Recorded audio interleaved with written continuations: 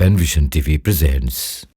আমাদের মতিউর রহমান নামে এক ভাই জানতে চেয়েছেন, আল্লাহ তাআলার সন্তুষ্টির জন্যই ইবাদত করি, কিন্তু আমার মনে হয় যেন আমি লোক দেখানো করি, এতে আমার করণীয় কি?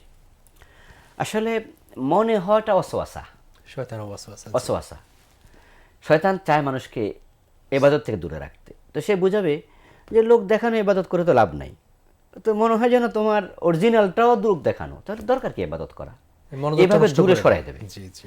তো উনি যেহেতু আলহামদুলিল্লাহ উনি বোঝেন যে না আমি আল্লাহ সন্তুষ্টির জন্যই করি, তো শয়তান উনাকে যখন বলবে যে লোক দেখানো ইবাদত, তখন উনি শয়তানকে বলবে তো লোক তো দেখবেই। জি। আর আমি যদি ফরজ নামাজ জামাতে পড়ি লোক দেখবে না, কারণ জামাতে নামাজ পড়লে তো কেউ না কেউ দেখবেই, সবাই দেখছে যারা। তো শয়তানকে তখন বলে দেবে তো তুমি এসে আমাকে ওয়াসওয়াসা দিচ্ছ যে আমি নামাজ পড়ছি মানুষকে দেখানোর জন্য, তো মানুষ তো দেখবেই। তখন শয়তান 2-4 দিন পরে হতাশ হয়ে ফিরে যাবে। এই জন্য ওয়াসওয়াসাকে পাত্তা দেওয়া যাবে না, পাত্তা দেওয়া যাবে না। এর যেতে মনোযোগটা বাড়াতে হবে।